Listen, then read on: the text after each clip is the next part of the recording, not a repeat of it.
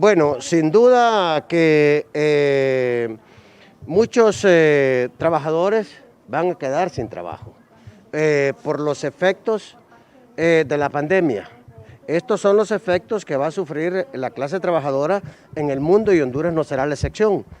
Sin embargo, hay que decir que en el caso nuestro, con todos los millones que se ha aprobado este gobierno, pueden salvar miles y miles de empleos y pueden salvar muchas micros y pequeñas empresas, porque esas son las que van de repente a cerrar, van a cesantear a sus trabajadores, y es ahí donde el gobierno debe inyectar fondos. En las grandes depresiones, hasta los bancos son salvados de la quiebra, y entonces, ¿por qué no pueden salvar a los pequeños y microempresarios? Entonces, la gran empresa tiene suficientes recursos para ser solidario con los trabajadores. De nada les va a servir el dinero cuando de repente, hoy lo estamos viendo, que no les sirve el dinero a muchos cuando buscan un hospital abierto. Entonces, la peor pandemia que nosotros tenemos es la corrupción. Y ahí se ha aprobado cualquier cantidad de dinero que se pueden salvar miles y miles de empleos que muchos compatriotas van a ir a la calle. Ahora bien, la suspensión no es una causal para terminar los contratos de trabajo, porque se ha debatido mucho sobre eso, inclusive se ha dicho que se debió emitir un decreto por parte del Congreso Nacional, que se debió reformar el Código del Trabajo. No, no es cierto. Y que además que se puede amparar en la suspensión. Los derechos laborales no están suspendidos, está suspendida asistir al trabajo, pero los derechos laborales no están contemplados en el decreto de emergencia. Por lo tanto, el trabajador sigue gozando.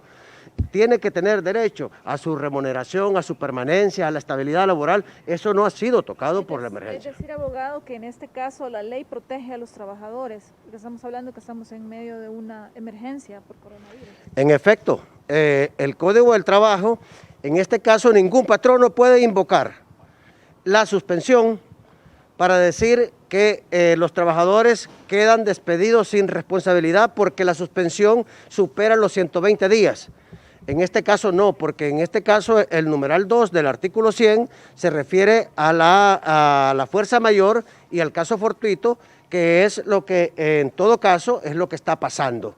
Entonces ningún patrono puede dar por terminada la relación de trabajo. Si alguno lo decide hacer y el trabajador acepta, le tiene que pagar la totalidad de las prestaciones laborales y demás derechos que tenga derecho. Sí. Aunque la empresa se declarara en quiebra, ¿eso le podría...? La empresa, para que se declare en quiebra, no es que tiene que decir estoy en quiebra. La quiebra legal tiene que seguir un procedimiento de acuerdo a los parámetros y procedimientos que establece ya y requisitos que establece ya el Código de Comercio. Entonces, no es un trámite sencillo para que alguien se declare en quiebra. Entonces, que eso pueden hacerlo muchos de repente empresarios para aprovecharse, para burlar los derechos de los trabajadores, y que en el caso de la mediana y grande empresa no se justifica. Aquí es donde ellos más bien deben ser solidarios. En la micro y pequeña empresa, esa la puede salvar el gobierno con todas las millonadas que tiene aprobado. Abogado, pero ahorita que ya concluyó el tiempo establecido por parte de algunas empresas de estas suspensiones laborales, ¿qué tiene que hacer el empleador si la empresa continúa cerrada? Entonces, ¿puede extenderse este tiempo de suspensión? Perfectamente, puede extenderse y tiene que seguir pagando los 6,000 lempiras de aporte solidario, porque ¿qué sentido tiene que hayan aprobado el decreto 3320 que destina un aporte solidario de 6,000 lempiras para los trabajadores que aportan al RAP y para los trabajadores que están en las maquilas? Entonces, todos los trabajadores tienen que recibir esos 6,000 lempiras, por lo menos los suspendidos, tienen que seguir recibiendo eso como aporte solidario.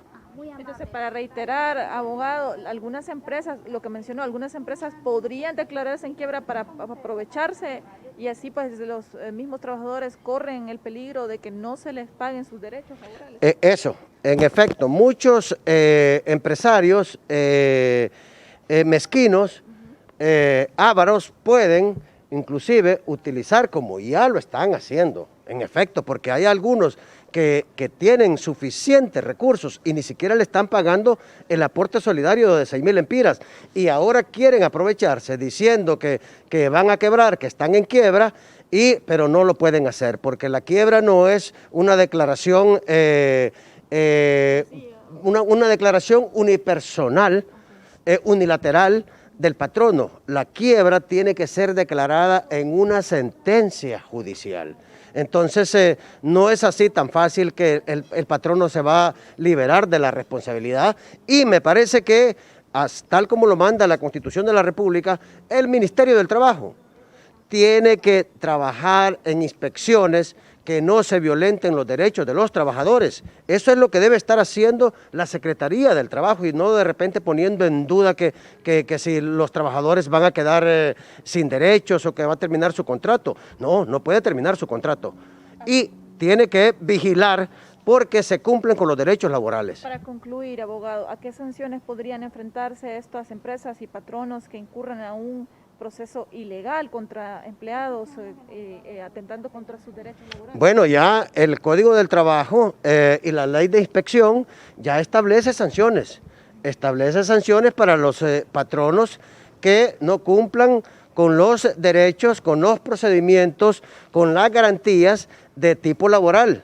Y eso el encargado, el ente encargado. Para eso hay una Inspección General del Trabajo, para eso hay una Secretaría General del Trabajo y que es la misma Secretaría que está diciendo que es la que ha venido dando parámetros para las suspensiones sobre la situación laboral, es esta la que debe garantizar que se respeten los derechos de los trabajadores a través de inspecciones muy minuciosas de esos tipos de empresarios que está queriendo o que está anunciando que se va a declarar en quiebra.